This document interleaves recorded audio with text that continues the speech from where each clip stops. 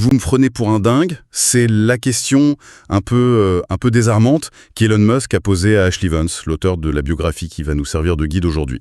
Ah oui, ça pose le décor d'entrée de jeu. Complètement. On a tous une image de Musk, le visionnaire, le provocateur, le patron de Tesla, de SpaceX. Mais l'objectif, ici, c'est pas de refaire la liste de ses succès. Non. C'est de plonger dans cette enquête, qui est nourrie par des dizaines d'heures d'entretien avec lui, sa famille, ses amis, ses ingénieurs, et même ses ennemis, pour essayer de comprendre ce qui se cache vraiment derrière. Qu'est-ce qu'il fait avancer? Exactement. Qu'est-ce qui l'anime? Comment il a pu réussir là où des nations entières se sont cassées les dents? On va suivre un chemin en 4 étapes. D'abord, les origines, en Afrique du Sud. D'accord. Ensuite, on va vivre avec lui l'année 2008, quand tout a failli exploser. Puis, on va décortiquer sa méthode de management, ce mélange de génie et de brutalité. Et enfin, on verra comment toutes ces entreprises, en fait, c'est les pièces d'un seul grand puzzle. Et ce qui est passionnant avec cette source, c'est qu'elle cherche vraiment à percer l'armure. C'est pas une hagiographie, c'est pas non plus un portrait à charge. C'est une vraie tentative de cartographier la psychologie d'un homme, qui fonctionne différemment. Son ex-femme, Justine, a cette phrase terrible et en même temps très éclairante dans le livre.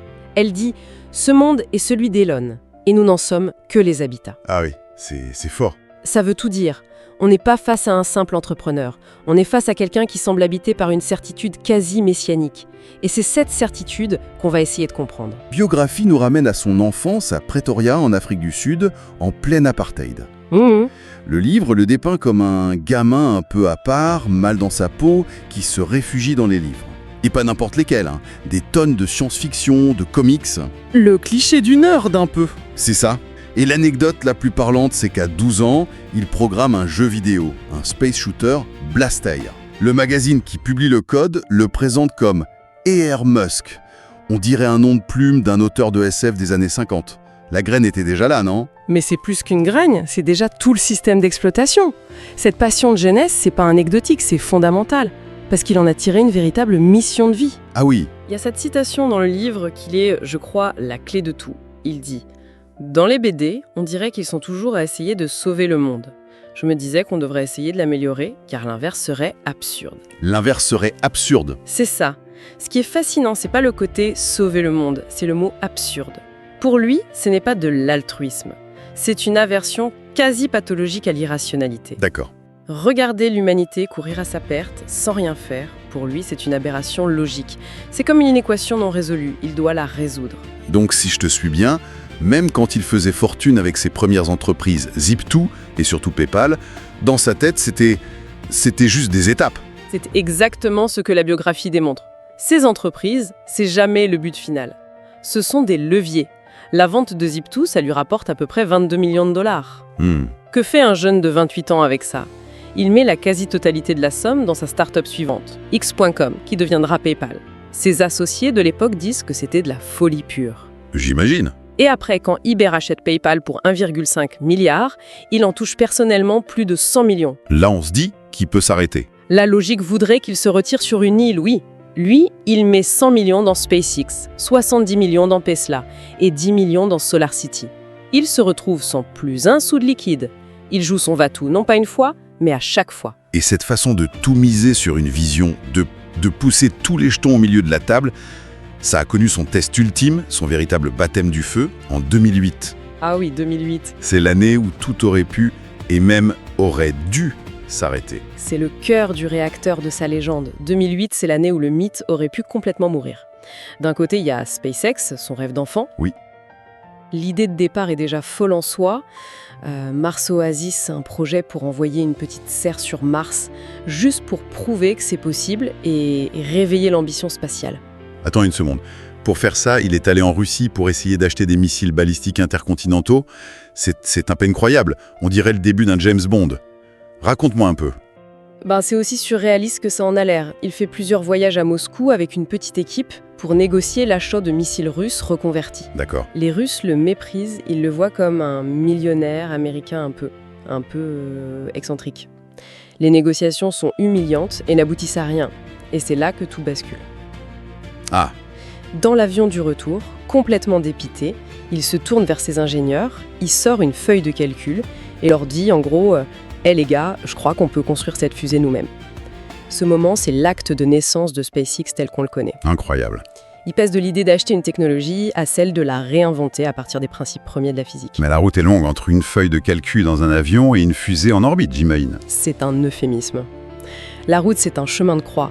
Les 3 premiers lancements de leur fusée, la Falcon 1, sont des échecs cuisants. Ah ouais. Des explosions spectaculaires. L'équipe est basée sur un atoll perdu du Pacifique, Kwajalein.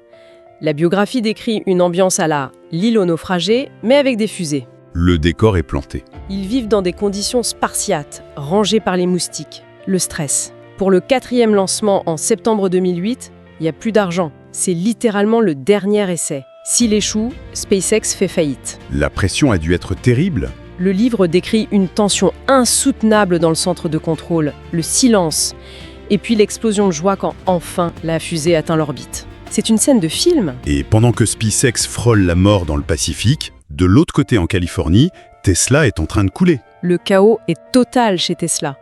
C'est une double crise. D'abord, une crise interne. Musk, qui est le principal investisseur, est en conflit ouvert avec le cofondateur Martin Eberhard. Sur quoi? Eberhard veut sortir le Roadster, même s'il est imparfait, pour commencer à avoir des revenus.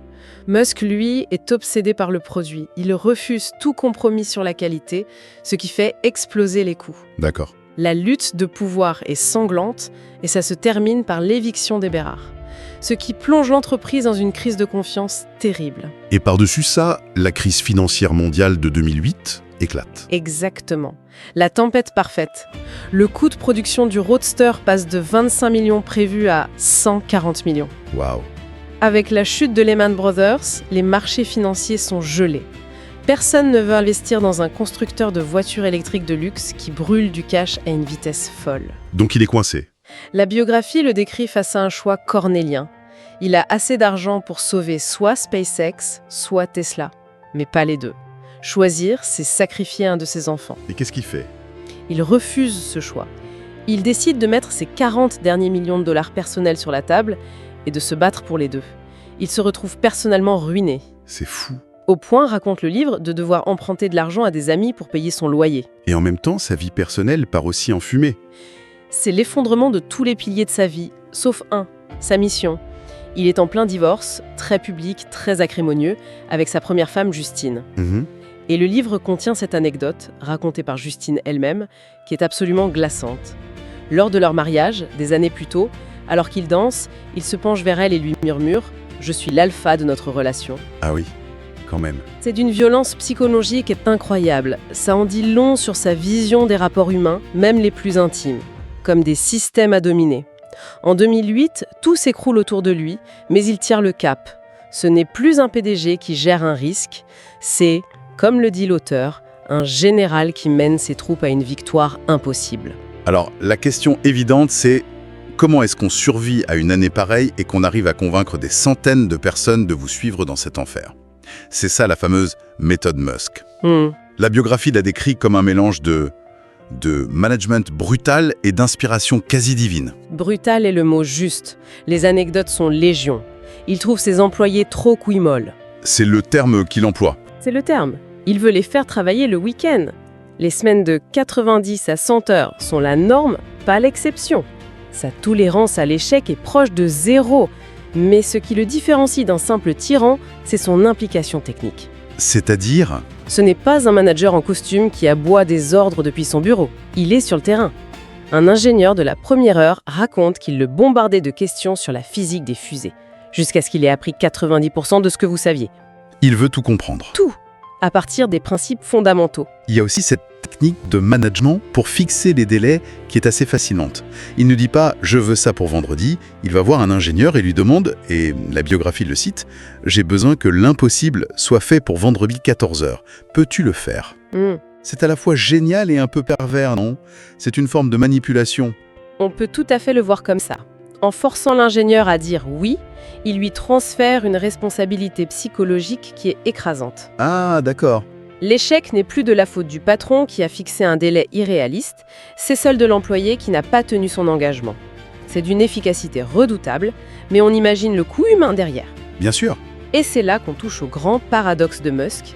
Malgré cette dureté, cette exigence folle, Il inspire une loyauté, une dévotion qui dépasse l'entendement. Des employés, même ceux qu'il a licenciés sans ménagement, en parlent dans le livre avec des termes réservés aux super-héros ou aux divinités. Et comment l'auteur explique cette loyauté quasi absolue? Par la clarté et la grandeur de la mission. C'est le point central. Chez SpaceX, les gens ne fabriquent pas des pièces de métal. Ils construisent un vaisseau pour aller sur Mars. Il participe à quelque chose de plus grand. Exactement. Chez Tesla, ils ne montent pas des voitures, ils accélèrent la transition mondiale vers l'énergie durable. Il a réussi à insuffler ce que la plupart des entreprises ont perdu. Un sens, une raison d'être qui dépasse le simple profit. Mais cette dévotion à la mission, elle a un côté plus sombre, un coût humain très concret, j'imagine. Absolument. Et la biographie l'illustre parfaitement avec l'histoire du licenciement de son assistante de longue date, Mary Beth Brown. Oui. Elle a été son ombre pendant plus de 10 ans, dévouée corps et âme, sacrifiant sa vie privée pour lui. Un jour, elle lui demande une augmentation significative pour que son salaire soit aligné sur celui des autres cadres dirigeants. Ce qui semble légitime. On pourrait le penser, sa réponse est d'une froideur chirurgicale. Il lui donne 2 semaines de vacances et il lui dit qu'il va évaluer pendant ce temps s'il peut se passer d'elle. Oh là là. À son retour, il lui annonce simplement qu'il n'a plus besoin de ses services. C'est l'illustration brutale que dans son système de valeurs, la mission prime sur absolument tout, y compris sur la loyauté humaine. C'est ce qui le rend si complexe. On a parlé de SpaceX, de Tesla, de SolarCity. On a souvent l'impression que ce sont des mondes séparés, mais la biographie soutient que c'est une erreur fondamentale de les voir comme ça. C'est une erreur, oui, car ça revient à ne regarder que les pièces du puzzle, sans voir l'image finale. L'auteur appelle ça la théorie du champ unifié de Musk. La théorie du champ unifié. Le même PDG. C'est un seul et même méta-organisme, un écosystème intégré, conçu pour atteindre un objectif unique. Donne-nous des exemples concrets de cette intégration. Ils sont partout. Tesla ne fait pas que des voitures, elle est devenue un leader mondial des batteries. D'accord. Ces batteries, SolarCity les installe chez les particuliers et dans les entreprises pour stocker l'énergie solaire. Les panneaux solaires de SolarCity alimentent le réseau de superchargeurs de Tesla. Voilà. Ce qui rend les voyages en voiture électrique gratuits et durables. C'est ça. Et en coulisses, les ingénieurs de SpaceX et de Tesla collaborent en permanence sur les alliages métalliques, les techniques de soudage, la fabrication. C'est un transfert de compétences permanent. Donc si on prend du recul, quel est le grand plan? Quelle est l'image finale de ce puzzle? Le plan directeur est d'une simplicité et d'une ambition folle. Le but ultime, la mission de vie de Musk, c'est d'assurer la survie à long terme de l'humanité. Rien que ça. Pour ça, il faut une assurance vie. Transformer l'humanité en une espèce multiplanétaire. C'est le rôle de SpaceX, construire le chemin vers Mars. D'accord, l'assurance vie. Mais en attendant que l'assurance vie soit prête, il faut éviter que la maison principale, la Terre, ne brûle. Et ça, c'est le rôle de Tesla et de SolarCity. Accélérer la transition vers une énergie durable pour rendre notre planète viable le plus longtemps possible. Donc si je résume ce qu'on a vu dans les sources, SpaceX, c'est l'assurance vie de l'humanité. C'est ça. Et Tesla et SolarCity, c'est le plan pour que la Terre ne devienne pas inhabitable en attendant. C'est bien ça? C'est exactement ça. L'un est le plan B, l'autre est l'amélioration radicale du plan A. Ce n'est pas une collection d'entreprises, c'est une seule et même quête. Pour conclure, ce que cette plongée dans la biographie d'Ashley Vance nous révèle, c'est le portrait d'un homme façonné par une enfance d'outsider qui s'est très tôt investi d'une mission quasi religieuse.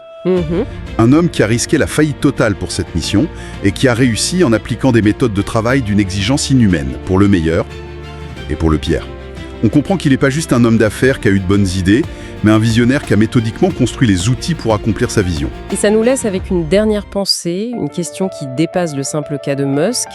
À un moment, la biographie oppose, de façon un peu caricaturale, Mark Zuckerberg, qui veut aider les gens à partager des photos de bébés, et Elon Musk, qui veut sauver l'humanité de l'extinction. Le contraste est saisissant. Et la question finale, c'est pas seulement de savoir si Musk va réussir. C'est de se demander ce que ça dit de notre époque. Qu'un seul individu, une entreprise privée, porte sur ses épaules des ambitions aussi fondamentales pour l'avenir de l'espèce. Des ambitions qui relevaient autrefois des États, des grands projets collectifs. C'est une bonne question. Faut-il y voir un signe d'espoir, une source d'inspiration, ou est-ce que c'est le symptôme d'un manque criant d'ambition et de vision de la part de nos propres sociétés ?